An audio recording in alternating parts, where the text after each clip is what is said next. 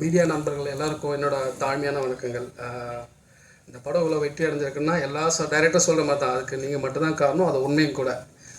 சின்ன சின்ன YouTube channel அதில் கூட என் படத்தை ரிவ்யூ பற்றி போட்டு எமோஷனல் கனெக்ட் ஆகி வாய் வழியாக படத்தை பாருன்னு சொன்னவங்க, வாட்ஸ்அப் ஸ்டேட்டஸ் வச்சவங்க, இன்ஸ்டா பண்ணுவாங்க, ஃபேஸ்புக்கில் போட்டவங்க, ட்விட் பண்ணுவாங்க, பத்திரிகையாளர்கள் எழுதுனவங்க, அவ்வளோ இது வரைக்கும் ஒரு நாளைக்கு மினிமம் 1000 கால் வரும். எனக்கு கால் அட்டன் பண்ணுறது 4 நாள் வேலையாக இருந்துச்சு. அவ்வளோ அவ்வளோ வாழ்த்து மழைகள்.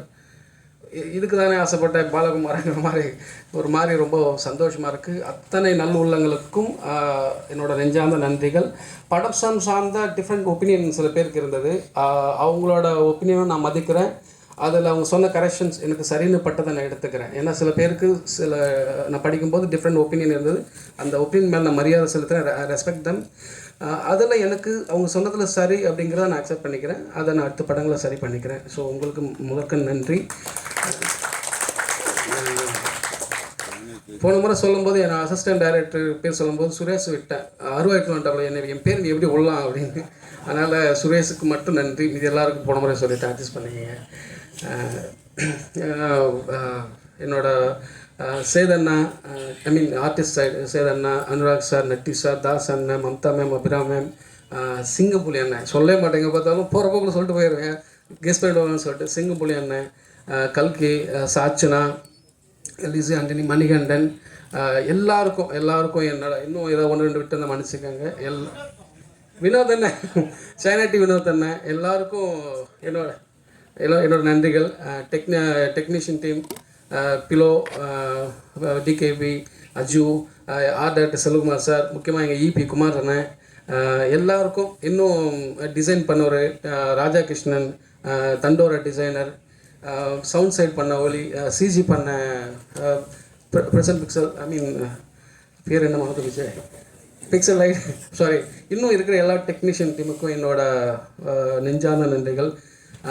சேதனை பற்றி நிறையா சொல்லியிருக்கேன். ஒரு இன்சிடென்ட் மட்டும் சொல்ல ஆசைப்பட்றேன். நான் முன்னாடி சொல்லியிருக்கேன், is a great actor, there is no doubt about that. But அதோட ஒரு பெரிய மனுஷன். ஒரு நாள் ஷூட் பண்ணிகிட்டு இருக்கும்போது யதார்த்தமாக ஷூட் பண்ணியிருந்தா ஒருத்தன் பொம்மை கடை மாதிரி வச்சுருந்தான் தள்ளு வண்டியில். அவன் ரெக்கார்டு வச்சுருந்தான். கூறு 3 ரூபா மாதிரி, கூறு 50 ரூபா வச்சுருந்தான். அந்த ரெக்கார்டை வாங்கி இவர், நான் சேதுபதி பேசுகிறேன், கூறு 50 ரூபான்னு எடுத்து கொடுத்துரு. அது இது ப்ரொஃபஷனல் பண்ணியிருந்தால் ஒரு 1 கோடி ரூபா சம்பளம் நினைக்கிறேன் இல்லைண்ணே. அது எனக்கு அந்த மொமெண்ட் என்னால் லைஃப்பை மறக்க முடியல. அசால்ட்டாக அவள் தான் சொன்னேன், சேதனை மெயின் மக்கள் பெரிய மனுஷன், நிறைய சொல்லலாம். எல்லோரும் கேட்குறாங்க, சிங்கப்புலி எப்படிப்பா அந்த கேரக்டருக்கு சூஸ் பண்ணேன் அப்படின்னு. நான் ஒரு இன்சிடென்ட் சொல்ல ஆசைப்பட்டேன். அங்கே தான் அவரை நான் சூஸ் பண்ண ஆசைப்பட்டேன். தொப்பின்னு ஒரு ஆடியோ லான்ச்சு, தொப்பின்ற ஒரு படத்தோட ஆடியோ லான்ச்சு. எல்லோரும் பேசிட்டாங்க. அந்த ஆங்கர் வந்து சிங்கப்புலி அண்ணன் கூப்பிட்றாங்க, அடுத்ததாக சிங்கப்புலி வந்து பேசுவார் அப்படி சொல்லிட்டு போயிட்டாங்க. மனுஷனுக்கு என்ன கோவம் வந்துச்சுன்னு தெரியல. இந்த சாப்பிட்டுட்டு பல்லு இடுக்கில் கறி மாட்டிக்கல, அப்போ நாக்கு வந்து தொலாவிட்டுருக்கலாம், அப்படி வந்து இப்படி பேசு மைக்கு பிடிச்சி இப்படி சொன்னார். என் பேர் சிங்கப்புலி, நான் வந்து அல்டிமேட் அது பேசிட்டேன். அல்டிமேட் சார் அஜித் நடித்த ரெட் படத்தோட டைரக்டர் நான் தான். சூர்யா சாரை வச்சு மாயாவை பண்ணியிருக்கேன். பாலா சார் படங்களை இவ்வளோ பண்ணியிருக்கேன். அவரோட ஹிஸ்ட்ரி ஃபுல்லாக லென்த்தாக சொல்லிவிட்டு என்னை வந்து போகிற போக்கில் சிங்கப்புலி வந்து பேசுவார் அப்படின்னு. ஒருத்தர் மனுஷன் அத்தனை கோவத்தை அடிக்கிட்டு அப்படின்னு பேசினா அந்த ஆட்டிடியூட் இருக்குல்ல, இட்ஸ் அ ஃபினாமினல். கூப்பிட்றான் ஆள் அப்படின்ற மாதிரி. எனக்கு அவர் வேணும்ண்ணே, என்ன நீ வானே நீங்கள் பண்ணிடல அழுதுருவேன் அப்படின்ற மாதிரி கூப்பிட்டு கெஞ்சி கூத்தாடி நடிக்க வச்சுட்டேன். பர்ஃபார்மன்ஸ் பார்த்துருப்பீங்க, அவருக்கு சொல்ல வேணும்.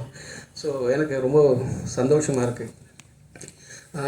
முக்கியமாக இங்கே ஒரு விஷயம் சொல்லணும்னு ஆசைப்பட்டேன். இந்த கதை உருவாகிறதுக்குன்னு ஒரு கிரேசியான வரலாறு உண்டு.